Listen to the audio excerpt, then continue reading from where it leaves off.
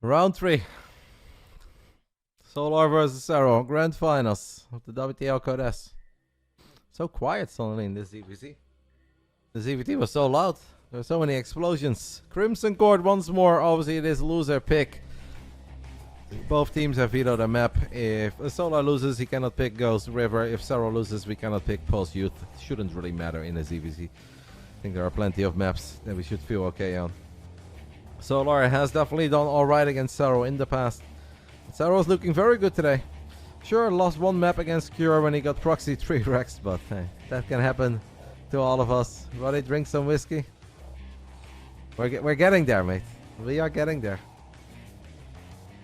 I mean, it would be silly to have a bunch of whiskey right now and then we suddenly sit here for 4 more hours. Between WBG and Shopify, which team had a better showing against Liquid? I don't know. I think it was somewhat similar, no? I don't think there really was like one team that made it necessarily a whole lot closer than the other. Oh, there will be a celebration, guys. Don't you worry. If we end up winning it, there will definitely be a little celebration.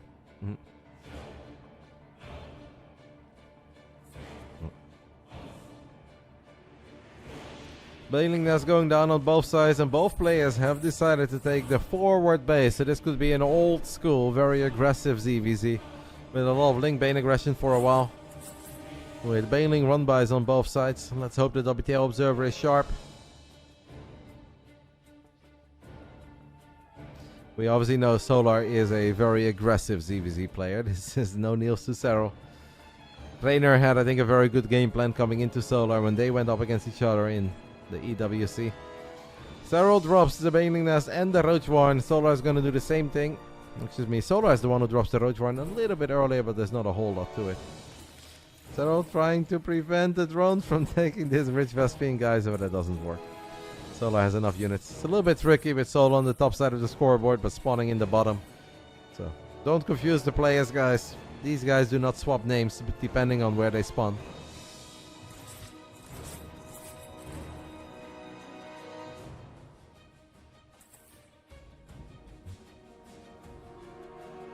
What a season this has been. What a season. The season that we started off 0-2. Losing to Starlight Twinkle. Losing to WBG. Then winning 9 play days in a row in the regular season. And now we are here in the grand finals, taking a 2-0 lead in series, 4-0 in maps. And let's hope we can continue the way that it has been going for a long time. Tiny Ling Bang skirmish over here, obviously always tricky when there is a bit of ping involved for both players. Game 1 will be on US West. This is the game where Solar is going to have a slightly better ping than Serral. Serral, his 2 Banelings do get sniped in the center. And that is maybe not the absolute best start, but it's only 2 Banelings.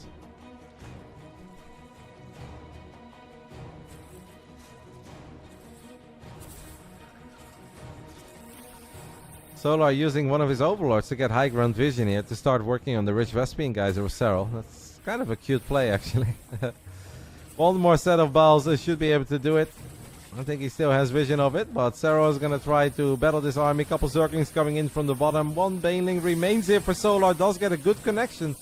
The 1 Baneling of Solar got a good connection, but Serral normally is an absolute master in these Roach Ravager skirmishes. Solar really wants to get that Rich Vespian geyser, but at the same time he also wants to make sure he doesn't mess up in the fight.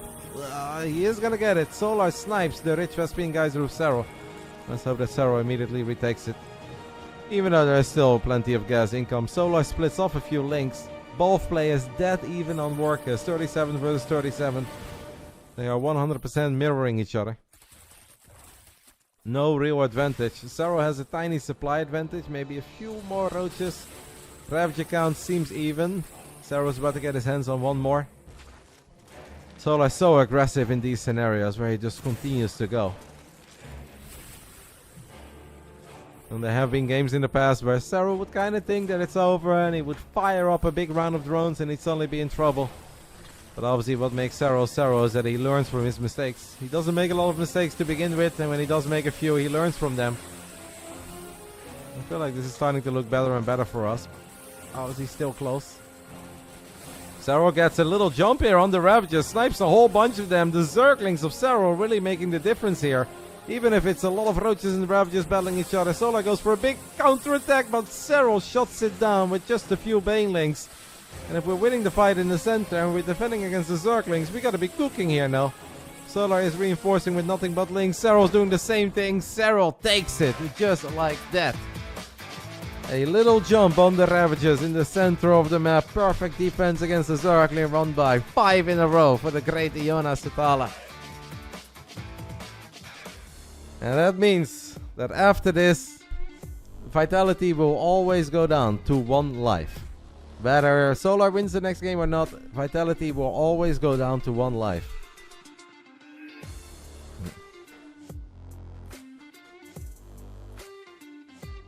And then the question is, will we have 3 or 2? Ryong was the closest. Ryong definitely made him work the hardest for it. Even Yona cracks a little smile. Perhaps a tiny payback for those grand finals a year ago that did not go our way. Things look really good, guys. We will always have a match point. Not right now. Solar picks Dynasty. Okay. The Science victory is strong. Whatever happens next, we will always have a match point in the next best of 2. Now, will it be Serral who has that match point? Or will it be one of our other 3 players? Solar picks the Dynasty. Here we go. Who's winning the playoffs MVP? Serral or Reynor? Let's wait until the clan war is over, mate. I have gotten excited before in playoffs of WTL Code S. And celebrating before it's over is the stupidest thing you can do. Ask me that question if we actually get it done. We have never been able to get it done. But it also has never looked as good as it's done this time. I know some of you guys may be like, shut up, Roddy, it's in the bag. Maybe. Maybe it is, but let's take it one step at a time.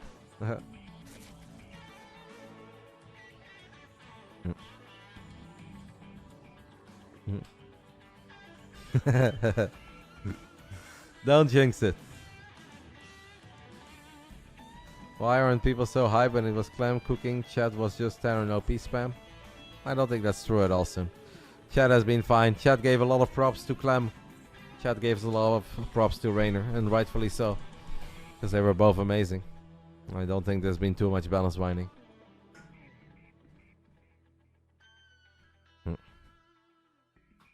Obviously, Clem was on a ridiculous streak, winning 31 official games in a row. And the moment that gets stopped, yeah, people are like, okay, that's hype. The kid can lose. He's also your world champion. I don't think people were complaining. People were giving all the credits to Clem the way that he deserves it. But Reynor deserved those credits too.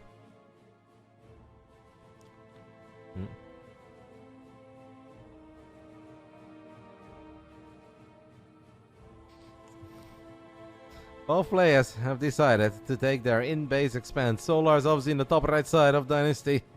He said, give me Dynasty. That is the map where I think I can play my best ZVZ.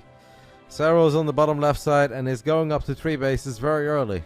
This is obviously a strong deja vu to Dark versus Serral at EWC just a couple weeks ago, where Dark made like 18 Zerglings, kind of tried to break Serral, but it wasn't really all out because he droned up a little bit behind it, and then he went again later on with like Roaches and Lings.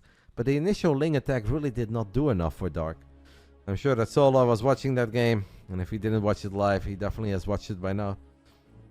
I think there was a world where that would have gone a lot better for Dark. If Dark would have gone all out on Lings from the very beginning, or he just would have not gone at all and he would have gone with Lings and Roaches together. But middle down the road is often the wrong choice in mirror matchups. A bit of this, a bit of that. It can work, but if we're playing committed styles, it's better to just go all out. Shout out to Ed there anyways for the 3 months. I appreciate it.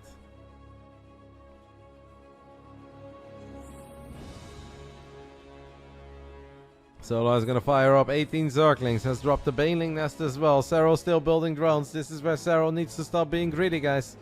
We've got a Roach Warren finishing up, but this is really where Serral needs to start building units. Any extra drone right now is a drone too many. He did make another drone. First Roach is on the way. I think Serral is going to be in a little bit of trouble for the first time today. He sees the Zerglings coming, immediately evacuates the low ground. I mean, there might be a world where he says, I'm okay with losing the hatchery as long as I don't die. Solar might look at this and say, I'm okay with taking the hatchery. But I think Solar wants more, especially when he sees there are still no units here. But taking a fight on the ramp against Queens is very awkward. Great transfuse, solid defense so far. First Roaches are coming out. Solar needs to make up his mind. He's gonna go for it with the Banelings. Not really. He does not want to use them. I mean, he gets 2 Queens, but that's just nowhere near enough. Getting 2 Queens here for Solar is nowhere near enough.